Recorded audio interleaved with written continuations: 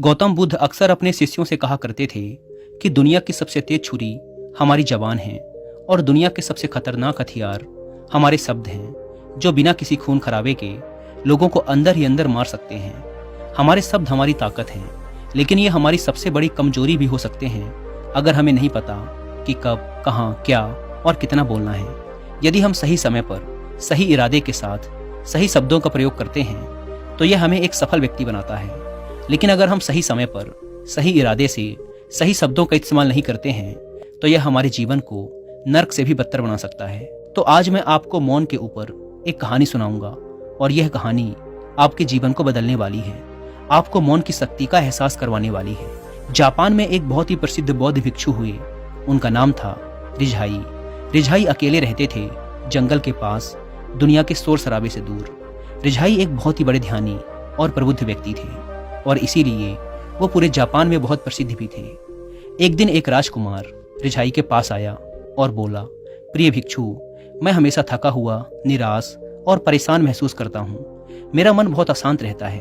हालांकि मेरे पास सब कुछ है, दौलत, शोहरत, सुख सुविधाएं, जो हर व्यक्ति चाहता है या पाने की इच्छा करता है, लेकिन फिर भी मेरे अंदर इतनी अशांति और चिंता क्यों है?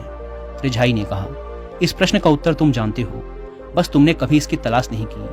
रिझाई ने आगे कहा, मैं एक प्रयोग करना चाहता हूँ, क्या तुम करना चाहोगे?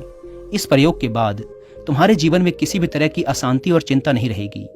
यह सब सुनकर राजकुमार बहुत हैरान हुआ।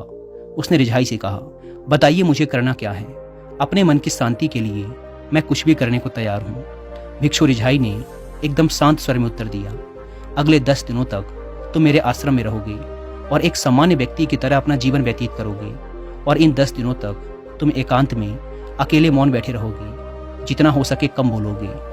राजकुमार भिक्षु की बात से सहमत हो गया। पहले दिन राजकुमार को लगा कि उसका मन सामान्य से अधिक अशांत और विचलित है। उसके मन में तरह तरह के प्रश्न उठ रहे थे और वह आम लोगों की तरह जीवन जीने में असहज महसूस कर रहा था।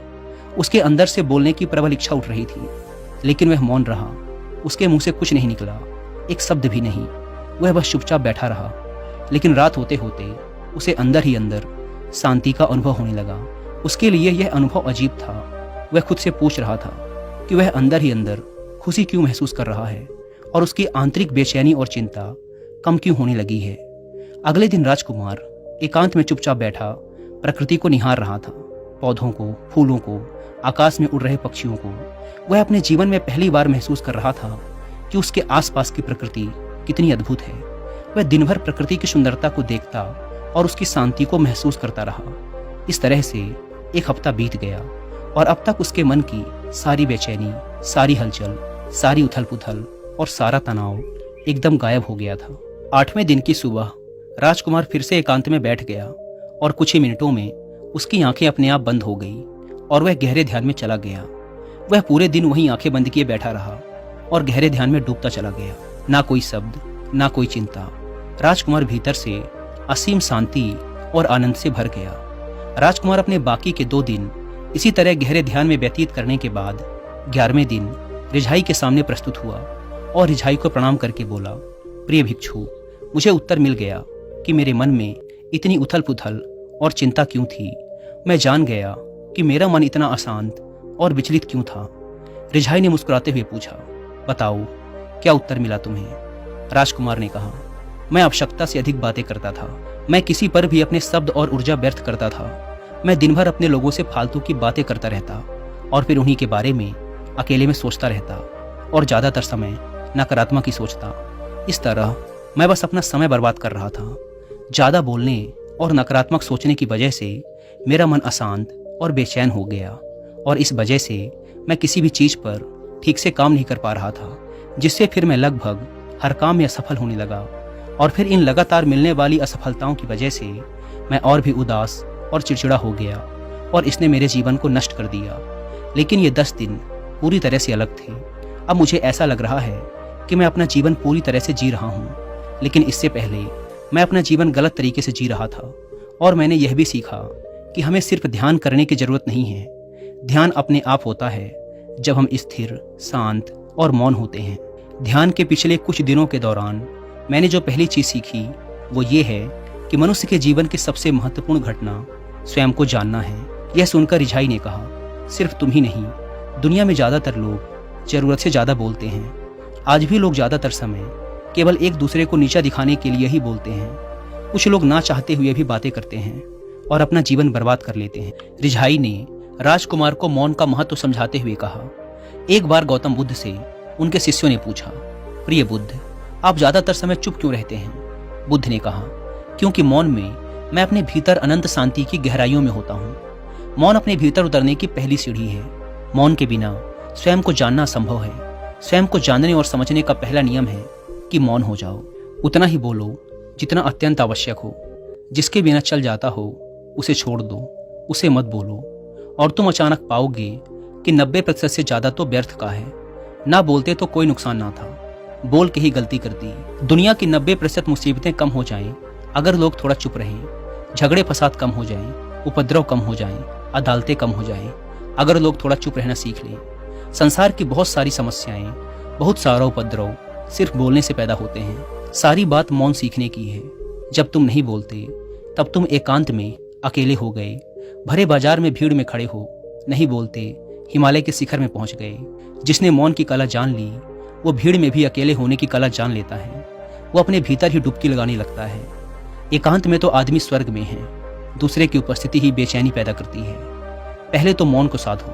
पहले तो अपनी ऊर्जा को मौन में उतरने दो, गहराने दो मौन को, और उस स्थिति में पहुंचो कि बोलते ही लगे बेईमानी हो गई। जब दूसरों की मौजूदगी से तुम ऊब जाओ, परेशान हो जाओ, तो उचित है कि आंख बंद कर लो और अपने में खो जाओ। वहां से पाओगे ताजगी, क्योंकि तुम्हारे जीवन का स्रोत वहीं छिपा है। वो किसी दूसरे में नहीं, तुम्हारे भीतर है। तुम्हारी जड़ें तुम्हारे भीतर हैं। आखिर कौन तुम्हें तुम्हारे भीतर लेकर जाएगा? कोई नहीं। तुम्हें स्वयं ही अपने भीतर उतरना पड़ेगा। इसीलिए अपने भीतर जाओ। वहीं परम राज्य है जीवन का, वहीं स्रोत है आनंद का। वहीं से जन्म हुआ है, वहीं मौत में डूब जाओगे। वहीं तुम्हारा सूर्य उगा है, वहीं से अस्त होगा। उसमें बार बार डुबकी लो। जब भी तुम डुबकी लगा के लौटोगे वहां से, तुम पाओगे फिर ताजे हुए, फिर जीवन की नई संपदा मिली, फिर नई शक्ति का जन्म हुआ। थकान गई, उदासी गई, चिंता गई।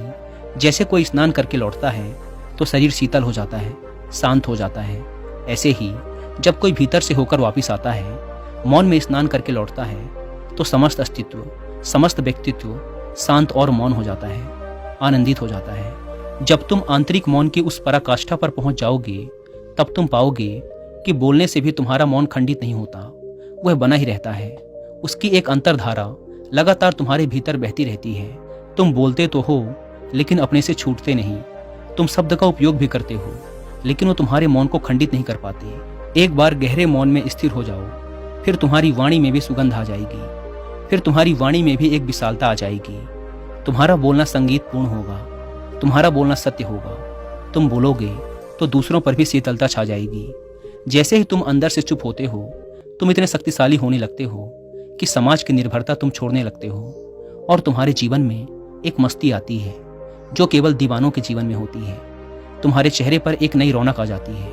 तुम्हारी आंखें किसी और ही ओज से भर जाती हैं और तुम अनंत शांति के समुद्र में डूबने लगते हो। इतना कहकर भिक्षु रिझाई ने अपनी बात खत्म की और वो मौन में चले गए। राजकुमार भी उनका धन्यवाद कर अपने महल वापस चला गया। दोस्तों, आपने भी अनुभव किया होगा कि बहुत ज़्यादा बात करने से दिमाग अशांत हो जाता है, जिससे हम अपने दिमाग पर नियंत्रण खो देते हैं और साथ ही अपना ध्यान भी खो देते हैं। जो लोग बहुत ज़्यादा बोलते हैं उनके पास किसी एक काम पर ध्यान केंद्रित करने की काबिलियत नहीं होती। वो अपने किसी भी लक्ष्य पर पूरी तरह से केंद्रित नहीं हो पाते, और अगर हम केंद्रित नहीं हैं तो जीवन की सच्चाई को समझ नहीं पाएंगे और ना ही कभी मनचाही सफलता हासिल कर पाएंगे। इसके अलावा भी आपने देखा होगा कि जो लोग अधिक बोलते हैं वो अक्सर लोगों के बीच हंसी का पात्र बन जाते हैं, और जो लोग कम बोलते हैं और अपनी बात पर कायम रहते हैं उन्हें लोगों से सम्मान मिलता है। लोग उनकी बातों को सुनते हैं और उन पर भरोसा भी करते हैं। जो लोग जरूरत से अधिक बोलते हैं और अपने विचारों के बारे में पक्के नहीं होते, उनका दिमाग अस्थिर और विचलित रहता है, शोर से भरा रहता है, और एक अशांत दिमाग वाला व्यक्ति जीवन में किसी भी चीज में सफल नहीं हो पाता, क्योंकि वह किसी भी काम में फोकस नहीं कर पाता। यदि किसी व्यक्ति को यह पता है कि उसे कब, कहाँ और क्या बोलना है, तो वह व्यक्ति सच में बहुत बुद्धिमान है, और ऐसा व्यक्ति जहाँ भी जाता है उसका व्यक्तित्व तो आकर्षण का केंद्र बन जाता है, और वह जो कुछ भी करता है उसमें सफल होता है। अगर हम किसी महान और सफल व्यक्ति के व्यक्तित्व को गहराई से देखें तो पाएंगे कि वो कम बोलते हैं और कम से कम शब्दों में अपनी बात खत्म कर देते हैं। वह बोलने से पहले वो चीज़ों और जिसके बारे में उसे बोलना है उनके बारे में गहराई से सोचते हैं। लेकिन जो लोग बहुत ज़्यादा बोलते हैं, बहुत बार वो झूठ भी बोलते हैं और अपनी बातों से दूसरों के मन और विचारों पर कचरा डालते रहते हैं।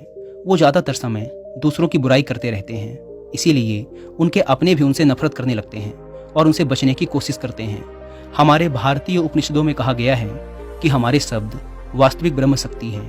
मौन से धैर्य आता है, धैर्य से ध्यान, और ध्यान से हम अपने जीवन के बारे में जागरूक हो जाते हैं। इसीलिए अगर हम ज़्यादा बात करते हैं तो हम मौन को खो देते हैं, जो मन की शांति का पहला स्तंभ है।